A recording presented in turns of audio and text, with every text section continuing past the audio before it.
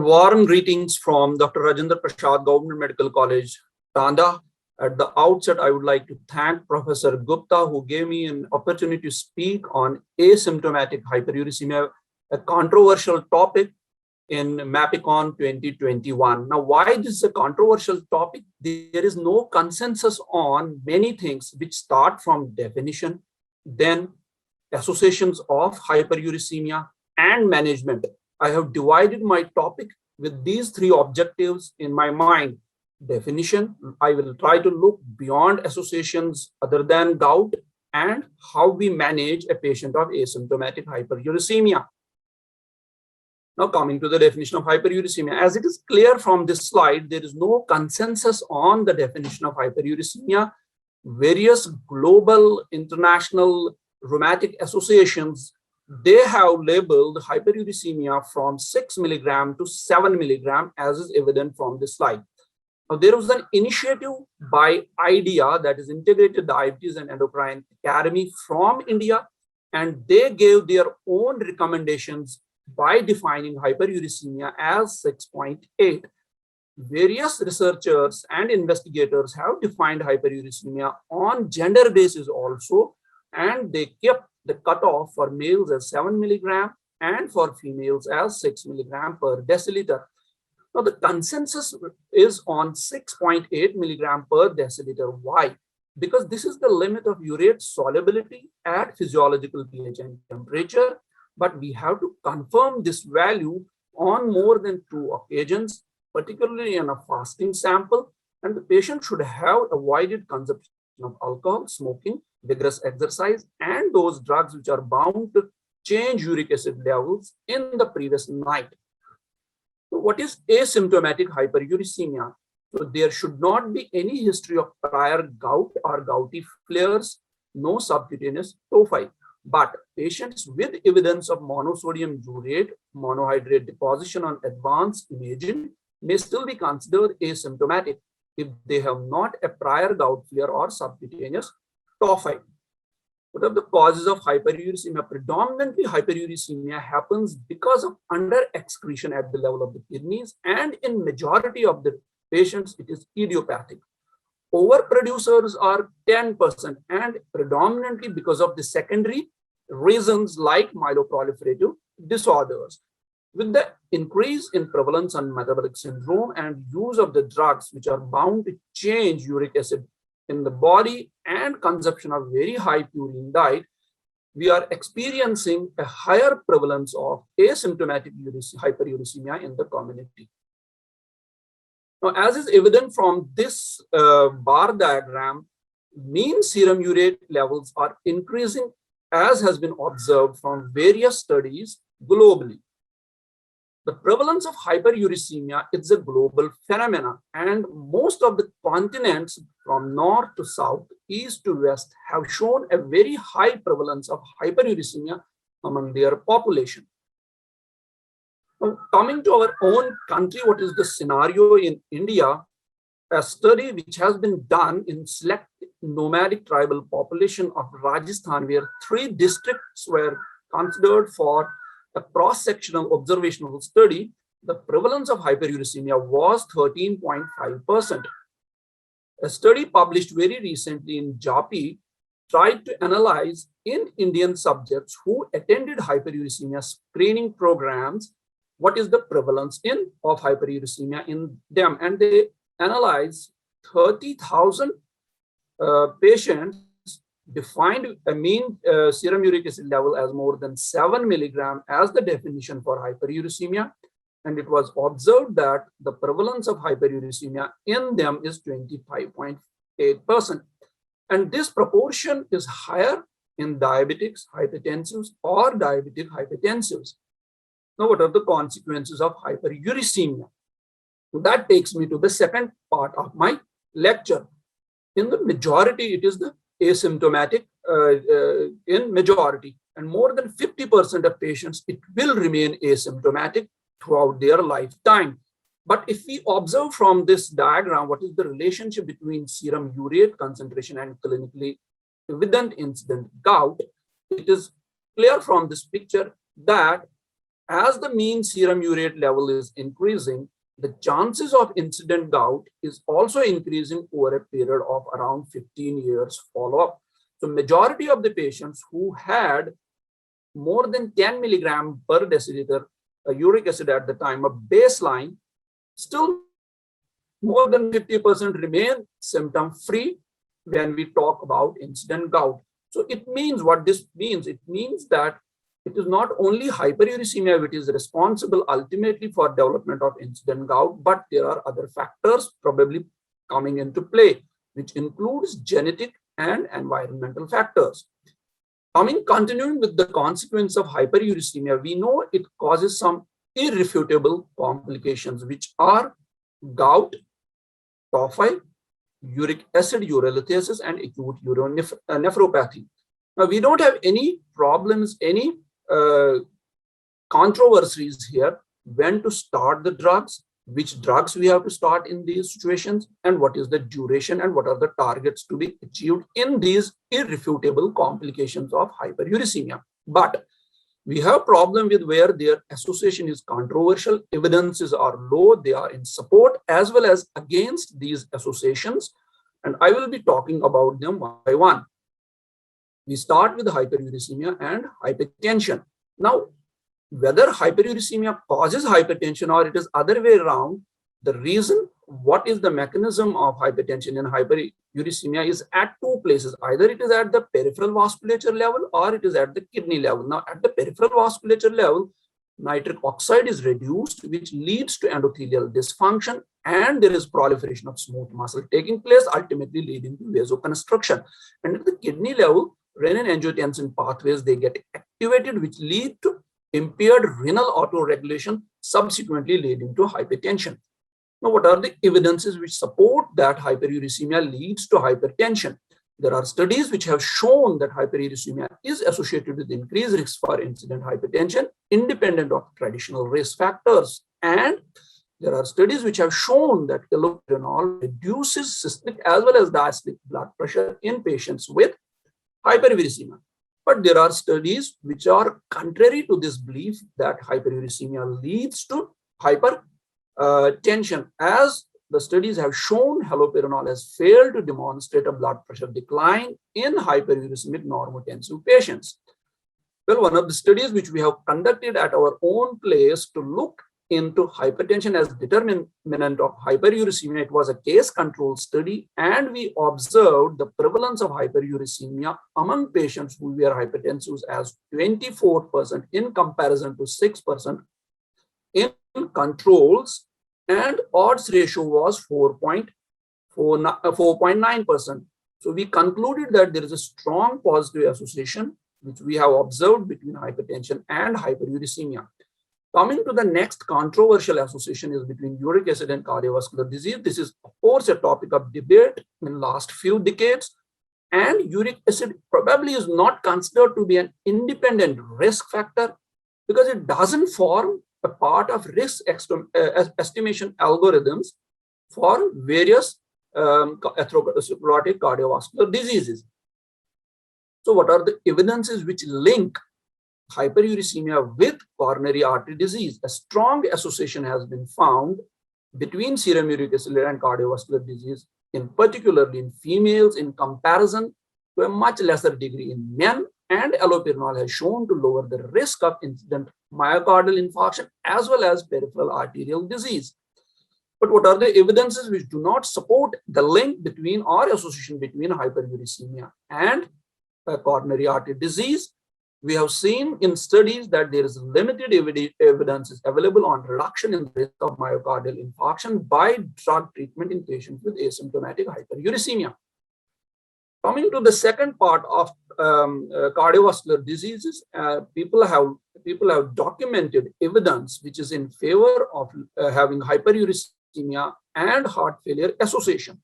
So hyperuricemia is independently predictive of adverse outcome in acute and chronic heart failure, and treatment with allopurinol improves ejection fraction in non-hyperuricemic patients with congestive heart failure. But researchers have also found, on the contrary, that allopurinol has not improved left ventricular ejection fraction, exercise tolerance, and quality of life in hyperuricemic heart failure patients.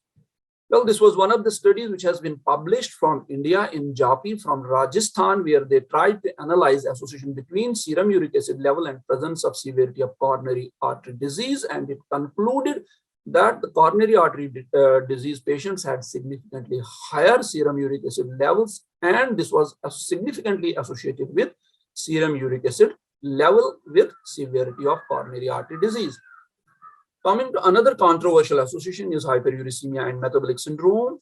Now, uric acid is a lesser well-defined component of metabolic syndrome, and it doesn't form a criteria in the definition of metabolic syndrome by NCEP ATP3. Uric acid has been considered to be a marker of hyperuricemia, has been considered a marker of metabolic syndrome. Now, looking at a dose response analysis, it suggested that 1 milligram serum uric acid in rice has roughly been associated with an increase by 30% risk for metabolic syndrome. Well, we have conducted a study in our own place, and surprisingly, the prevalence of hyperuricemia was quite low at 5% in patients with metabolic syndrome. Coming to another association between uric acid and atherosclerosis. So what are the evidences which favor hyperuricemia? Is an independent risk factor for subclinical atherosclerosis in young adults. On the contrary, in Japanese patients who had asymptomatic hyperuricemia, a 24-month treatment of febuxostat did not delay carotid atherosclerosis. Coming to another important association of that is uric acid and chronic kidney disease. Now, whether hyperuricemia is an effect or cause of chronic kidney disease is still debatable. And hyperuricemia is considered to cause slow decline of kidney function. So what are the evidences? Haloperidol has been seen to decrease progression of renal disease in CKD patients with hyperuricemia. But what are the evidences which do not support that hyperuricemia leads to slow decline in slow decline in the kidney functions in chronic kidney disease? So the studies have shown that allopurinol use in chronic kidney disease did not slow decline in ejection in GFR as compared with placebo. Similarly, this has been shown in a selective group of type 1 diabetics with CKD with chronic kidney disease also. So treatment doesn't favor now here that allopurinol treatment or urate lowering therapy is going to retard the progression of chronic kidney disease after these studies. Now, coming to another association, that is hyperuricemia and stroke. What are the evidences which support this association? Hyperuricemia is independently associated with stroke, and allopurinol use has shown to lower the overall risk of stroke, specifically ischemic stroke. And this association is evident as we go with a longer duration of use of allopurinol. But there are studies which contradict this association also, that the elevated uric acid itself may not cause ischemic stroke. So coming to my last section of my talk, that is management of asymptomatic hyperuricemia. At present, routine screening for asymptomatic hyperuricemia is not recommended. Specifically coming to the treatment part, it is divided into non-pharmacological and pharmacological. Now, lifestyle advice on diet means low purine diet is advocated. Consumption of alcohol has to be stopped. Exercise has to be taken. Physical activities like yoga are promoted, and patient, if loses weight, is going to take care of hyperuricemia in asymptomatic patients. And one needs to change also drugs which are known to cause hyperuricemia. I will take pharmacological treatment in subsequent slides. So first, diet and hyperuricemia. Now, dietary purines contribute to 1/3 of the uric acid pool of the body. And if a purine-free diet is given to a patient, it doesn't reduce serum uric acid by more than 1 milligram per deciliter. Low purine diet is additive to pharmacological therapy in patients if it is used for the treatment of hyperuricemia. Now, low purine foods we know are refined cereal products, milk and milk products, as well as eggs and all green vegetables, except few which are listed below. And we include high purine foods as all meats, including organ meats and seafoods. But the severely purine or practically purine-free diet is no longer recommended because it has its limited effectiveness, and compliance issue is a big issue for continuing with patients on purine-free diet. Now, ACR guidelines have given us which diets is to be avoided or limited. They say that avoid or limit organ meats, high fructose corn syrup sweetened diets, as well as alcohol, and encourage low-fat dairy products and vegetables. Coming to the last part of the management, that is urate lowering therapy in asymptomatic hyperuricemia. Well, from this slide, we see major global rheumatology leagues do not recommend use of urate lowering therapy in asymptomatic hyperuricemia. Japanese guidelines and IDEA, that is an initiative from India, they have, as per their recommendation, a uric acid level above 9 milligram per deciliter forms that should be the guideline for starting as urate lowering therapy.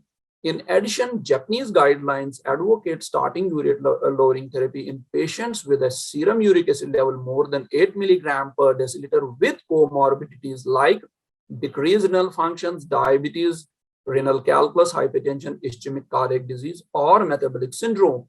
But the Indian guidelines have recommended uric acid level between 6.8 to 8.9 milligram per deciliter with CKD stage 3 or 4 or renal stones as an indication for starting hypouricemic drugs.